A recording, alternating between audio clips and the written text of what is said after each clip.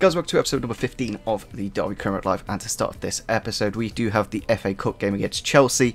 To end off the month, of course, we've got a couple of fixtures, and then we will have the deadline day. We're actually going to kick off this episode though with potentially trying to make a signing. It's whether the player will want to join the club or not. We'll have to wait for that after the Chelsea game, but let's kick it off with trying to sign a striker, because that's what we need. We need to get some goals, and we're just not quite doing it at the minute. So we've got most of the scout reports pretty much coming back. Obviously we just got to wait for a couple more, but we're going to look at mainly these youngsters here in Solanke and Calvert-Lewin, and since Calvert-Lewin is 3 ratings higher, I think it logically just makes sense just to get the better player. So we're going to approach the loan, and yeah, there you go. We can't get Calvert-Lewin because we're not going to be able to afford him on a permanent. Far too expensive at basically 15 million. Maybe we could get him for 12, but we've only got like 4 or 5 million, so we can't exactly do that, so that's a bit of a shame. But we will try and get Dom Solanke on a loan. Jurgen Klopp here, I think it's actually the first time we're dealing with a proper scanned manager. The thing is about this, we could do a 1-year loan, but I think we're just going to go for the short term, just until the end of the season, and that's they're happy with that.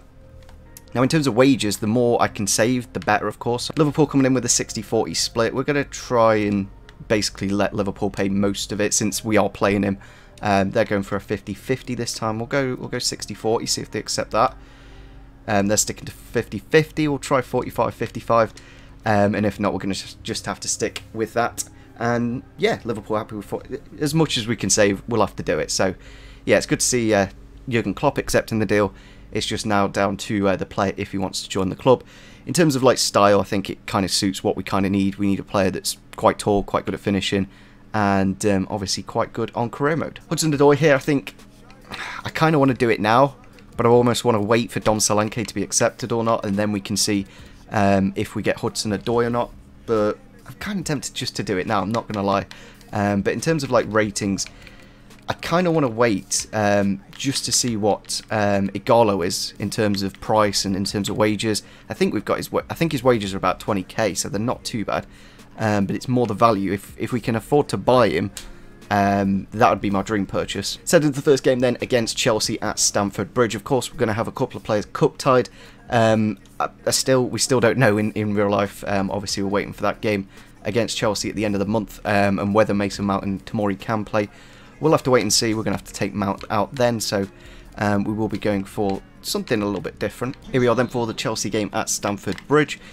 We've had to play a bit of an interesting team. Obviously, we did sign Ethan Ampadu from Chelsea, so we can actually play him since he is our player on a permanent. The thing is with Tomori, he's technically ours on a permanent, but I think just to keep it realistic, he was pretty low on fitness anyway, so I couldn't really play him if I could. So looking at the Chelsea team, Willy Caballero, obviously the cup keeper in, Zappacosta, Christensen, Aspi, and Alonso in the defence, Van Ginkel, Kante, and Geiger. I'm not too sure who he is, maybe from the German league or something, I don't know. Turns out that Chalov, I think, is from Zenit, maybe. He's actually got quite a decent potential, the Russian striker, of course. And then Willian and Hazard out wide, very, very strong Chelsea. Obviously, other than the goalkeeper, it's pretty much their first team. Chance here for Chelsea with the volley, and it is in the back of the net from Chalov, the Russian, with the goal to make it 1-0 in the first 10 minutes, pretty much 12. But yeah, good ball into the box, and maybe because Curtis Davies is a bit low on stamina, I'll quickly show you. Pretty much half tanking at the minute, so he's not exactly got that edge, and that's probably what gave the striker the little bit of space to get the goal. Ball goes into the box, Martin wins the head into Lawrence with the volley, and we scored just to kick off the, not to kick off, but to end off the first half with a lovely little goal from the Welshman. He's been a bit inconsistent, I'm not going to lie. We just kept going there.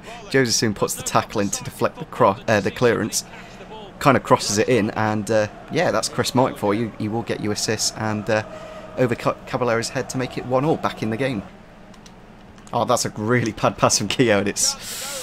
Oh, that's the game for you. That's football at times. You make mistakes and it goes through, and it's 2-1 on the scoreline to Chelsea now. It's really annoying because obviously we worked so hard to get that equaliser, and now we're going to have to do it again. It's Van Ginkel.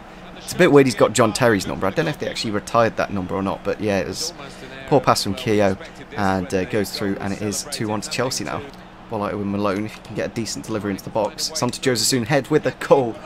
the Dutchman with a absolute flyer to make it 2-2. It's been quite an eventful game, to be fair.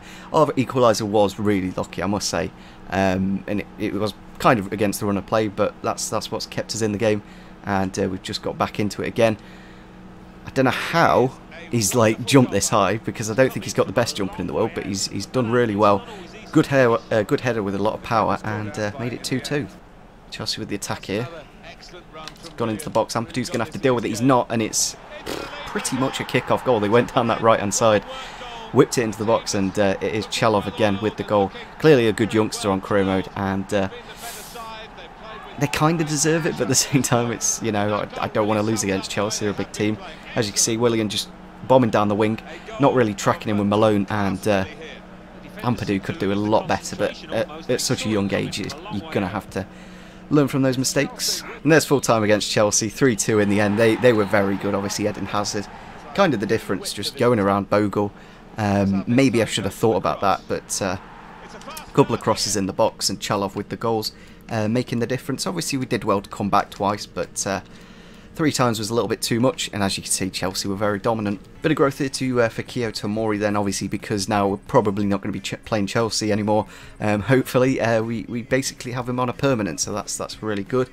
Just need to get a few of his stats up. He is a bit lacking and not quite what he should be, what he reflects in real life, but I'm not too fussed that we got knocked out of the FA Cup reasonably early, and as you can see, Dom Solanke has accepted the short-term loan, so that's good to see.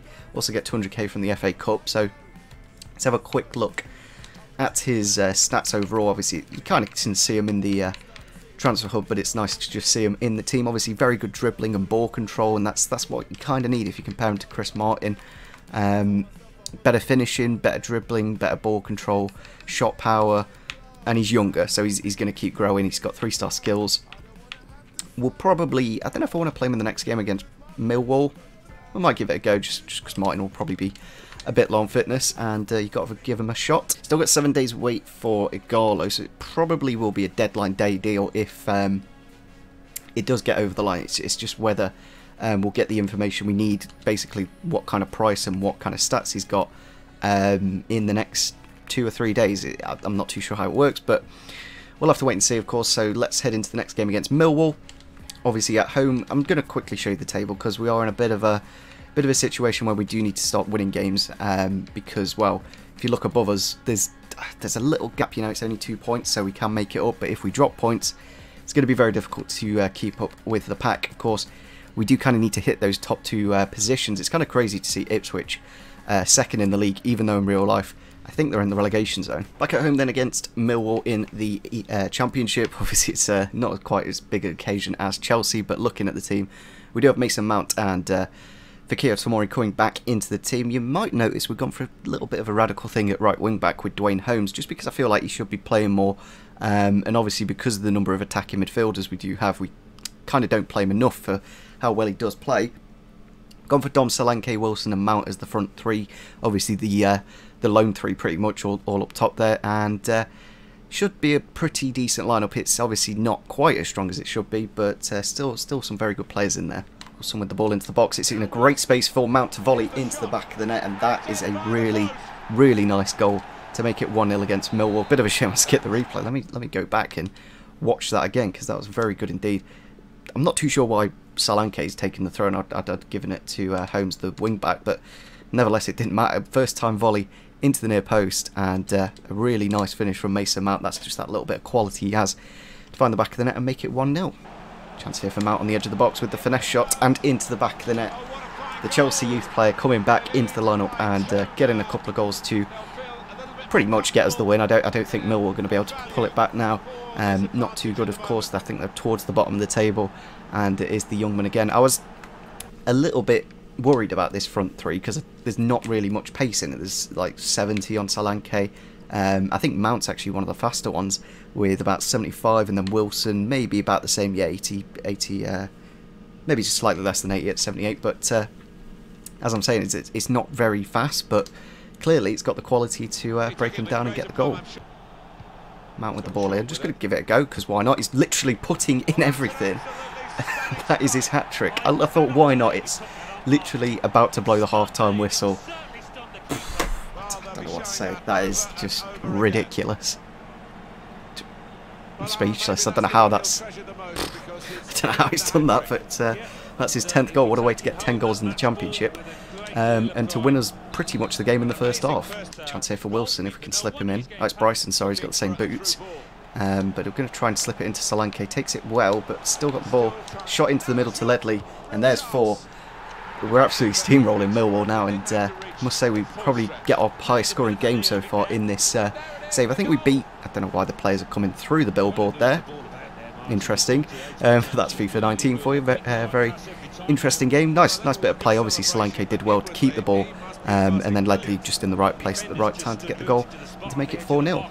It's a great ball through for Mason Bennett. He's in a bit of space as well, just coming off the bench with the pace, with the shot and with the goal. How many shots have we had? How many shots have we had in this game? Because I don't know if something's broken. Every shot on target has gone in. I'm like, I don't know what's happening, but Jesus, like, this team, I don't know what I need to do to make it better now. Like, I don't know if we need a goal, like, to be honest, if we're beating Millwall 5-0. Obviously not the best team in the world, but this has honestly been one of... This doesn't feel like ultimate difficulty. I don't know if I've done something wrong. Corner, deep, with the header, comes off the post and it's in the back of the net. That's Millwall, basically. They lump it in the box, and very occasionally it does go into the back of the net, and it is 5-1. Bit of a shame we couldn't get the clean sheet, but it is Jed Wallace with the goal. Just about to blow the full-time whistle then against Millwall. There we go. That is the best performance I've done. Mason Mount picking up the match ball with a lovely hat-trick. Like, this is the first goal. Ball into the box, first time volley, and he finds the back of the net. That goal was just the start of the game, and all 3 of the goals were really good. We'll have a look at the second here. Just gets the ball on the edge of the box. Obviously finesse shots are kind of OP, but did well to curl it around the defender. But this goal, I'm a mate. This is probably goal of this series so far. I honestly didn't think this was going in, but it did. And that's that really. Obviously Mason Bennett and Joe Ledley contributing as well. And yeah, for the Bennett goal, actually, it was a really good through goal from Mason Mount. Transfer off here for George Thorne from Deportivo. We're going to be rejecting that. It's a nice amount of money. 2.8 mil is nice for him, but I don't want to get rid of George Thorne. It's as simple as that. But nevertheless, I think after that performance, we don't need a Garlo. Like, I honestly felt Solanke's good enough, especially with the number of strikers we had slash have at the club. We got Marriott, who was doing well. Obviously, he can do a job in this formation, but I'd prefer a bit more of a bigger striker since he's only 5'8". But we've got Bennett, who can play striker, Nugent, Waghorn, and Chris Martin. So I just don't think we need a Garlo anymore. So what I'm thinking is, I don't know what I need. That's the thing. Maybe a right back or centre back. I think that might be about it. Just as backup, I feel like Bogle, at times his stamina just kind of lets him down, and we can't obviously use him every game.